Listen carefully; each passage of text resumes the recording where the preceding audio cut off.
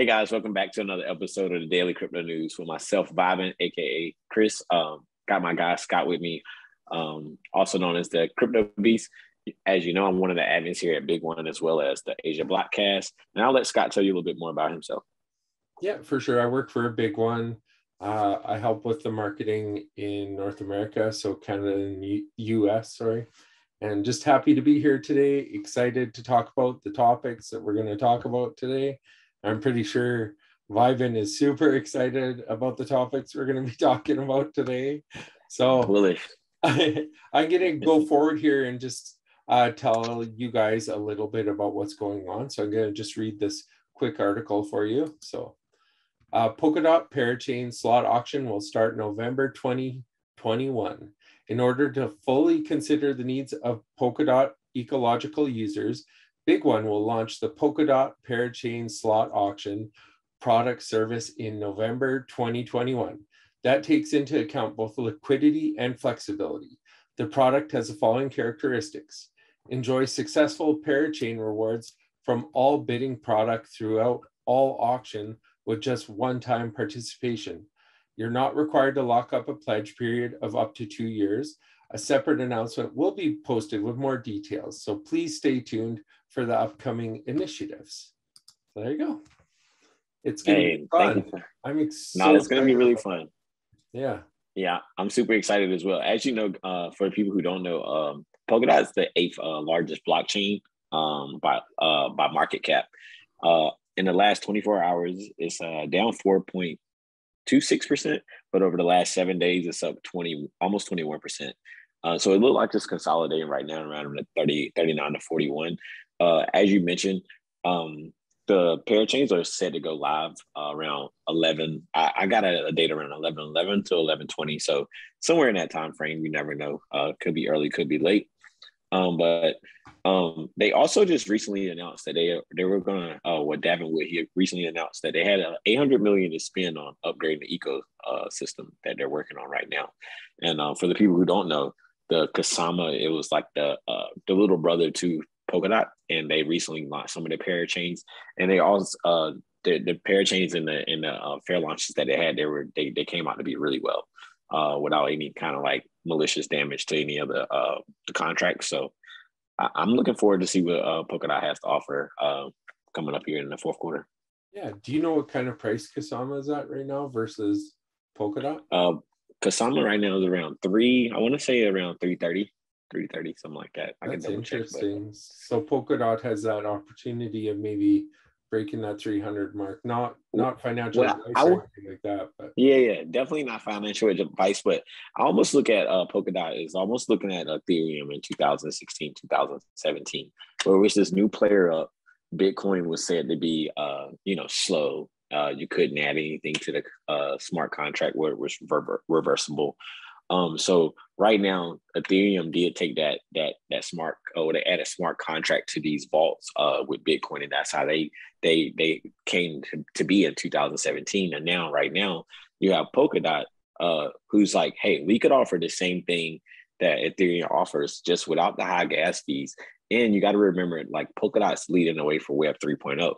So with them being one of the leading peer-to-peer, I would say that's what their ecosystem's trying to be built off of, is peer-to-peer, which keeps them sanctioned inside of the governance of laws. So with them doing that and tying everything into that Web3, I feel like they'll definitely lead the way going forward as one of the new top blockchains. So will they be doing like crowd sharing like Kusama or? Oh yeah, yeah. Anytime they do the parachain, so basically what the parachain opens up is the interoperability of them being able to go across different blockchains. So if Kusama has their blockchain as well as Polkadot, they'll be able to automatically have two blockchains in one. So it's going to be kind of cool on that. As far as the parachain and the auctions go, they kind of go hand in hand. So once they launch these parachains, they'll have people who want to build out on them. As you know, Moonbeam, you might be familiar with Moon River, which is Kasama's layer 1. Moonbeam will be the layer 1 for Polkadot. So that one's going to be a very interesting one to see get launched in, as well as Kilt protocol, which you know a little bit about as well. If someone was a new user, what would you tell them about Polkdot? It's cheap. It's undervalued right now. What is special I mean, if about they're it new, versus some of the other ones, I guess? so Polkadot would be the more polished version of a blockchain. Okay. If you know anything about Gavin Wood was one of the co-creator, or he was one of the co-founders of Ethereum. He was said to have built that block or build that code and write that code out for that contract within a couple of weeks time. He's been working on Polkadot for about 4 years. So I think he's a very, very, very smart guy. And I see with this decentralized finance side of things, he's prone to, I think he's going to do what he's supposed to do and stick to it. Well, and I've been watching Gavin Woods on Twitter too as well, and he seems to be really well educated in what he's saying and how he talks. That's for sure. Oh yeah, and then the futures trading right now for Polkadot. If anybody who's doing futures, they're 3.4% premium over spot right now. So that's going to be really good for the few people who are thinking about trading futures, as BigONE start offering Polkadot futures here soon. Yeah, it's going to be interesting to see the full idea of what actually BigONE's going to be doing, because they've hinted at it, even with me, but I haven't heard the whole aspect of it. So I think this is going to be big. This is going to be a big new announcement. I'm not sure what it is, but just the way everybody's talking about it, I'm thinking this is going to be really crazy. Yeah, man, I put my bull horns on for today's conversation just to make sure people know that I was kind of bullish on Polkadot. I kind of talk about it all the time in our daily news topics. But, it's just one of the things, like when you put in mind, like ecosystems, and then the fact that all the other people are, have these different type of tokens and things, but nobody's going back to the fundamental of what Bitcoin was, which was peer-to-peer, transactions. And that's what Polkadot's really building this blockchain on right now. Is the peer-to-peer system. And then when you have these crowd loans, you have to think this is peer-to-peer loans to somebody. So, it's just kind of interesting. It's a different wording than staking. Like when you're staking something, you're expecting an APY, right? When you're doing a crowd loan, it's a little bit different because it's more peer-to-peer, something you're doing with your peers. So I think it's good. There's no real guarantee on what you're going to get from it, right? Like, you're going to get a return, but it's up to that project to give you a good return too, by the way they do what they do, right? Yeah. And I think it all goes to clarity and what's going on, and then how you word it as far as when it comes to governance. It's all about wording. So I think it's going to be definitely it's going to be very interesting to see how they move forward with the ecosystem and see what they bring up when Web 3.0 really takes off. Another thing, I know it's a little bit off topic, but I think it's something that we need to mention, is with that Bitcoin ETF as well.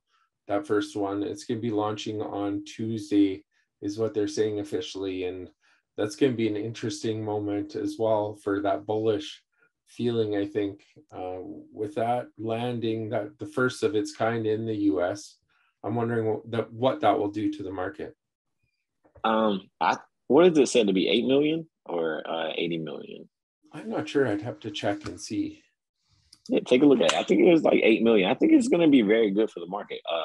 As everything kind of figure out what it's going to, everything right now is playing off Bitcoin. So we're going to see how everything reacts once Bitcoin makes its mind up. When Bitcoin goes high, I think it'll settle down and consolidate, and then also soon follow the same way that previously it just happened. It's just funny, when I did this, I just searched really quickly and a Yahoo article came up. It's kind of funny. New Bitcoin future ETF could trigger rally to 168,000, analyst says. So from where we currently are to 168,000, we'll see. But it says Fund Strats team, which previously published a year-end Bitcoin price target of 100,000, now says Bitcoin's equilibrium price could spike as high as 168,000 if the ProShares exchange traded fund that will begin trading on the New York Stock Exchange on Tuesday attracts a serious wave of inflow from investors. Fundstrat is predicting the new Bitcoin's future ETF will deliver higher first-year inflows than what the Invesco QQQ Trust Series 1 Fund ETF was able to attract back in 2002 by tracking the NASDAQ 100 index. The new Bitcoin ETF will enable vastly more individuals to allocate to crypto. So that's interesting as well, because I mean, that's pushing more people. But is it in the end, like, do they actually own Bitcoin when they own that ETF? That's my question, right? Like, that's not a, it's like one of those things. It's kind of like yeah, it's like something to think about. It's a wrap token almost in a sense, but it's like a Bitcoin on loan almost, because somebody's loaning their Bitcoin into that, into that pool to be able to put it out there for grayscale in a sense. And people are going to have to realize what they're investing in. Like, I'm not saying it's a bad thing. ETF is a great thing. And like it said, it's definitely going to have some factor on the price. I don't know what it is because I'm not psychic, but in the same sense, people need to educate themselves on, do they own a Bitcoin or do they own a stock? That's my feeling on it anyway. So, but I think people will educate themselves. And that's the thing about making Bitcoin more mainstream.